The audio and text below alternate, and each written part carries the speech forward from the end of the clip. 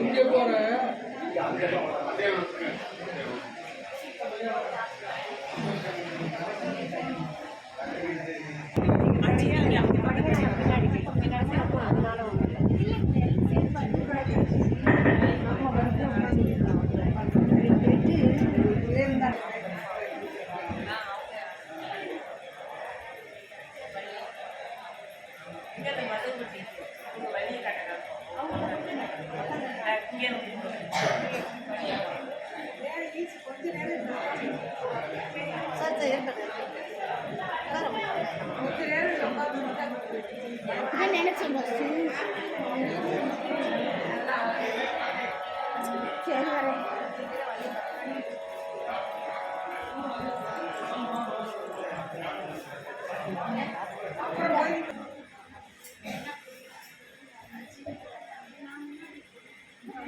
ஒரே மாதிரி வந்துருக்காங்க. ஆமா லைனா வரட்டும் கொஞ்சம் நேரம் ஒரே லைனா பின்னாடி பாருங்க.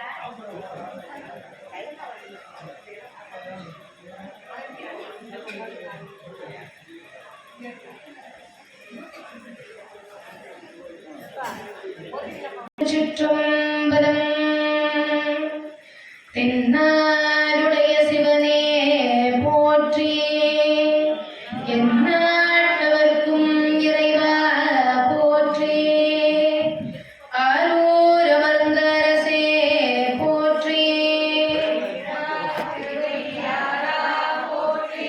காவாய் கனகத்திரளே போற்றி,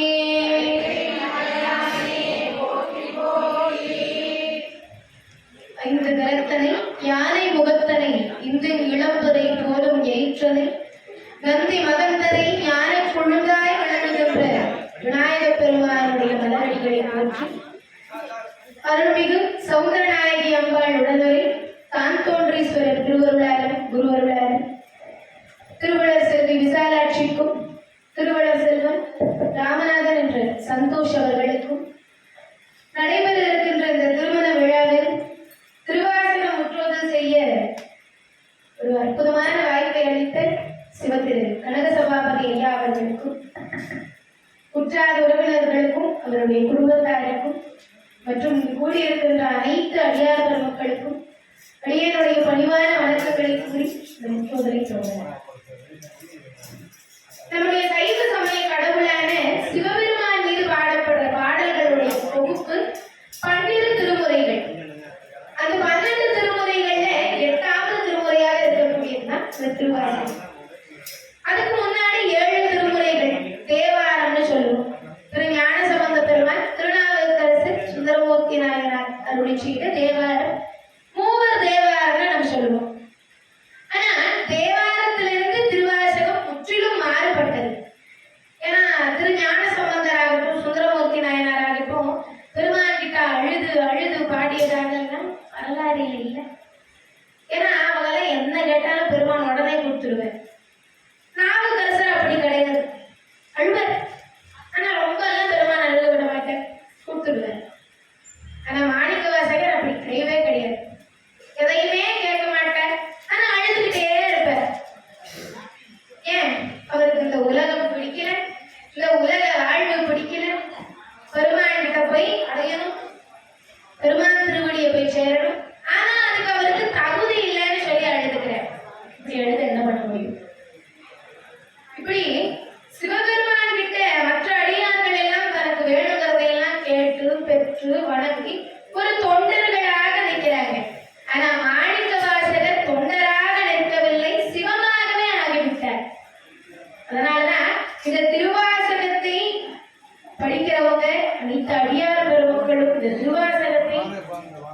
தனக்கு மேல நினைச்சு படிக்கிற அனைவருக்குமே அந்த திருவாசகம் அவர்களையும் சிவமாக ஆட்கொள்கிறது.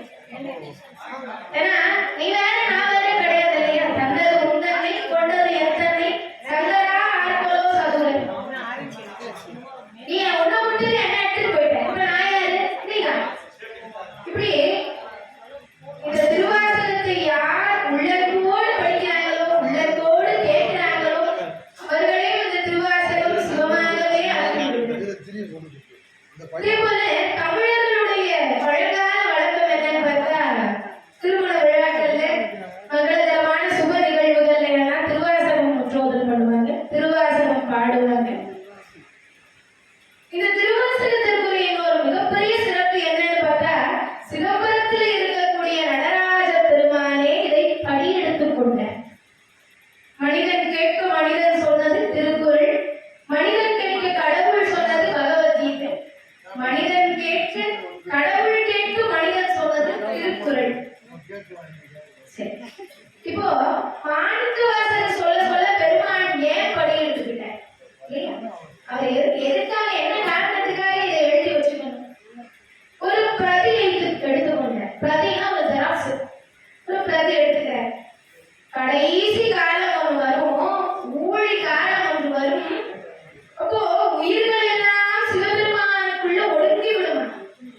அந்த ஊழி காலம் முடிந்த பிறகு சிவபெருமான் இந்த உலக உயிர்கள் எல்லாம் தனக்குள்ளே ஒடுக்கி கொண்டு தனியா உட்கார்ந்திருப்பார். இப்போ படிக்கிறதுக்காக இந்த திருவாசகத்தை ஒரு பிரதி எடுத்துக்கொண்டார் சொல்லுவாங்க நம்முடைய முன்னோர்கள். சிவபெருமானே ஊழிக்காலம் முடிந்த பிறகு தனிமையில் இருக்கும் போது படிக்கிறதுக்காக பிரதி எடுத்துக்கொண்ட பெருமைக்குரியது நம்முடைய திருவாசகம். திருஞான சம்பந்த பெருமானுக்கு காலை கொடுத்தார், திருநாவுக்கரச பெருமானுக்கு சூலை கொடுத்தார், சுந்தரமூர்த்தி நாயனாருக்கு ஓலை கொடுத்தார், மணிவாசக பெருமானுக்கு காலை கொடுத்தார். இந்த நால்வர் பெருமக்கள்ல மிகச்சிறந்த ஒரு பெருமை மணிவாசக பெருமானுக்கு உண்டு. ஏன்னா மற்ற மூவருக்காகவும் சிவபெருமான் பல திருவிளையாடல்கள் செய்திருந்தாலும் மாணிக்கவாசகருக்கு மட்டுமே பாண்டிய மன்னனிடம் கைப்பிரம்பால் அடிபட்டு அவர் சொன்ன ஒவ்வொரு வார்த்தையும் தாமே தம் கைப்பட எழுதி கொண்டார். திருவாசகத்தினுடைய பெருமை அறிந்து எம்பெருமானுடைய திருவருளோடும் திருவருளாலும் இந்த முற்றுவதலை நம்ம தொடங்கலாம். அதுக்கு முன்னாடி எந்த ஒரு விஷயம் நம்ம செய்யறதாக இருந்தாலும் விநாயகர் பெருமானை வணங்கி நம்ம தொடங்குறோம் இல்லையா? அதுதான் நம்முடைய மரபு. அருணகிரிநாத பெருமான் அருள் செய்த விநாயகர் திருப்புகழ் ஒன்று படிக்கலாம்.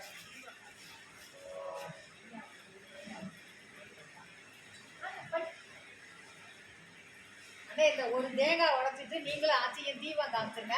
மணி இருந்தா எடுத்துட்டு வாங்க.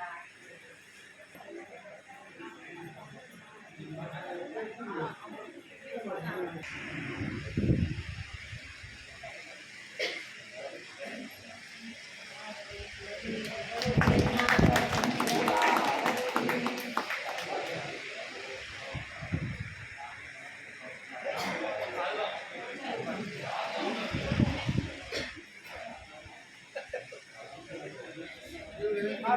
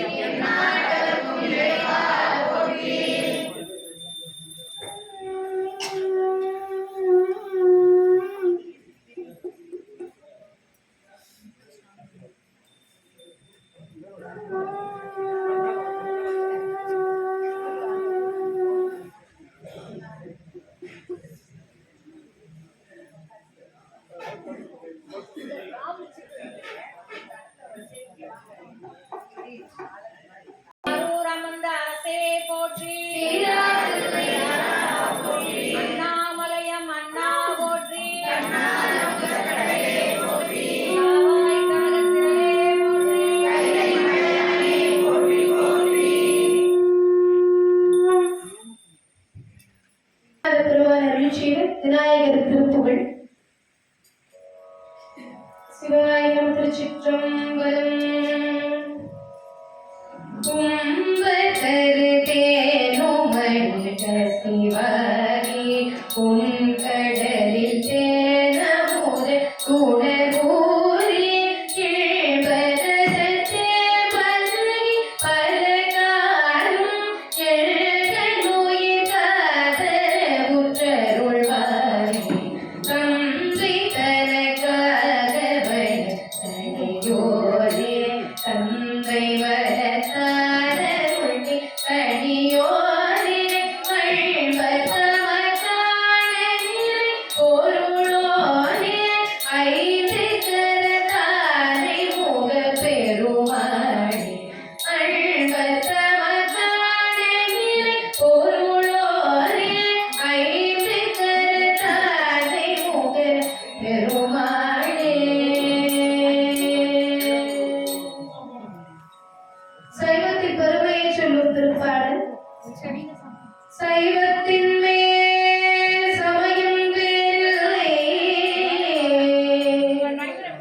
அதில் சார் சிவமாய்.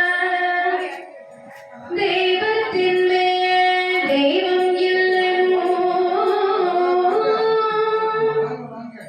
நான் மறைச்சும் பொருள் வாய்மை வைத்து சீர்திரு தேவாரம் திருவாசகம் சீர்திரு தேவாரம் திருவாசகம்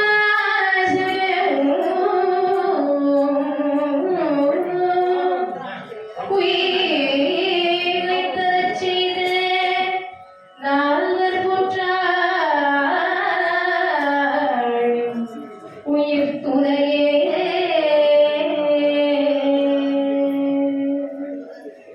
திருமுறையின் சிறப்பை சொல்லும் திருப்பாடல். திருமுறையே செய்வதெறிக் கருவூலம், திருமுறையே எல் தமிழின் தேன்பால் ஆகும். திருமுறையே நடராசன் கரம் வருந்து எழுதிய அருட்தெய்வ நூலாம். திருமுறையே சொக்கேசன் மறிமறிவாள்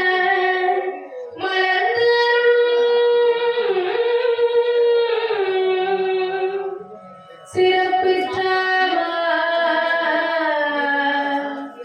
சொக்கேசன் மறிமறிவாள் மலர்ந்தருளும்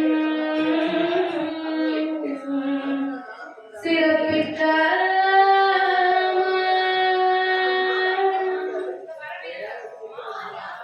நால்வர் துதி. சிவாய திருச்சிற்றம்பலம். பூழியர்கோன் பொழித்து புகழியர்கோன் கழல் போற்றி ஆழிசை கல்விதப்பில் அறைந்த பிரானடி போற்றி வாழி திருநாவலூர் மள் தொண்டேர் பதம் போற்றி ஊழிமணி திருவாரூரே திருவாரூரே திருத்தாள் போற்றி.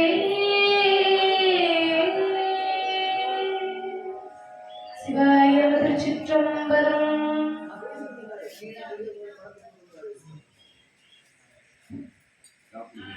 மணிவாசக பெருமான் அருளை செய்த திருவாசகத்துல முதல் பகுதி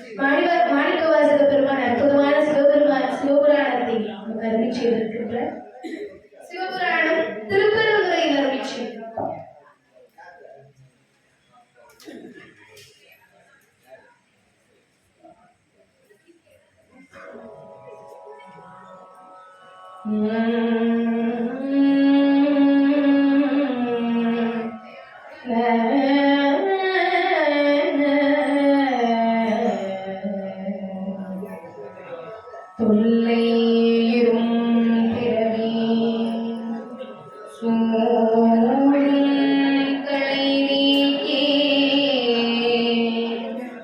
கல்கள் அறுத்து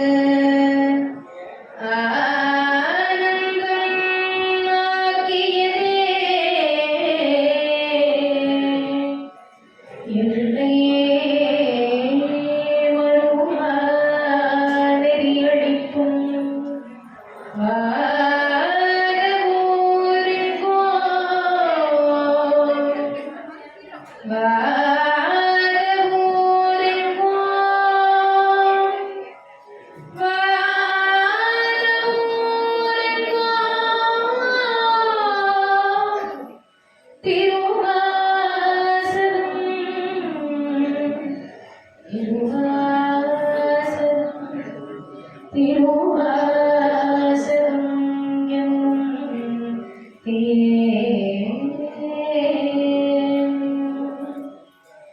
நமச்சிவாய வாழ்க நாதம் தாழ்வாழ்க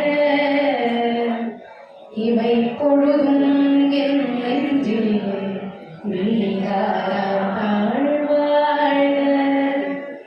கோதடியாழ்வாழ்க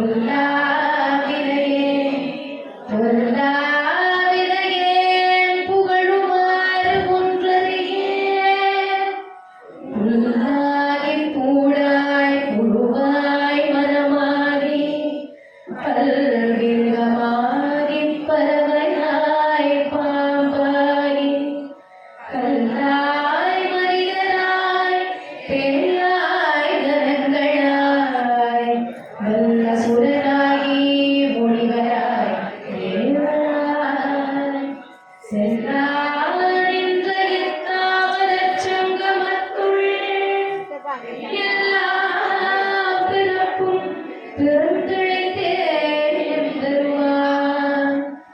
மெய்யே உன் பொன்னடிகள் கண்கின்ற நீரூற்றே, உய்யே என் உள்ளத்துள் ஓரமாகின்ற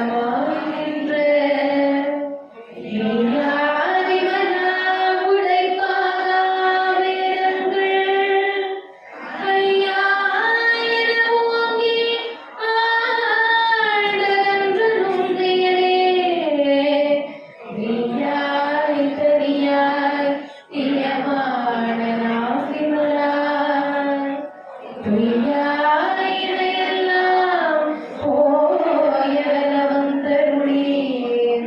மெய்ஞானமாகி விழுகின்ற மெய்ச்சுடரே, என் ஞானமில்லாதே இந்த பெருமானே. அஞ்ஞானம் தன்னை அகழ்விக்கும் நல்லறிவே, ஆக்கம் அளவு இருளினாய் அலையே துலகும். ஆக்குவாய் காப்பாய் அழிப்பாய் அருள் தருவாய், போக்குவாய் என்னை புகுவிப்பாய் நின் கொழுங்கில். நாட்டத்தின் நேரியாய் சேயாய் அறியாரே, மாற்றும் மனம் கழிய நின்ற மறையோனே.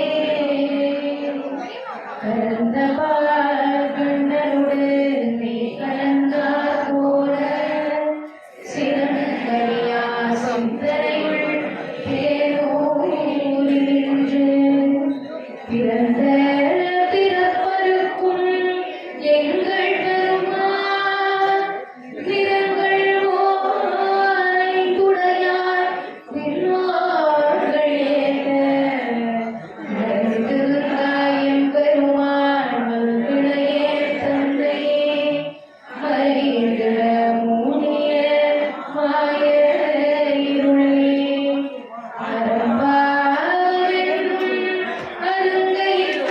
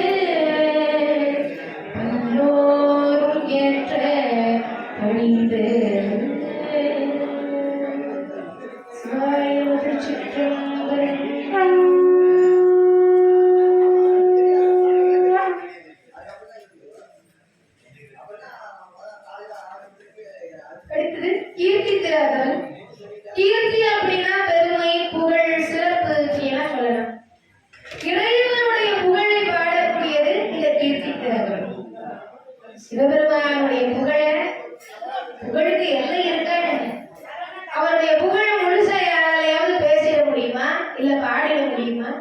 எவ்வளவு பேசுறோமோ எவ்வளவு பாடுவோமோ அதையும் தாண்டி நிற்பவர் அல்லவா சிவபெருமான். இப்படி சிவபெருமானுடைய திருவிளையாடல்களை ஒரு பட்டியல் போட்டு சொல்றார் மணிவாசகர். தில்லையில் ஆடும் சிவபெருமான் வேட்டுவன் வடிவம் தாங்கியது, வலை வீசும் மீனவனாக வந்து தொழிற்று மீனை கொன்றது. இப்படி இறைவனுடைய திருவிளையாடல்களை போற்றி பாடுகின்றார் மணிவாசகர் பெருமான். கீர்த்தி திரவர் திரு தில்லையில் அருவி.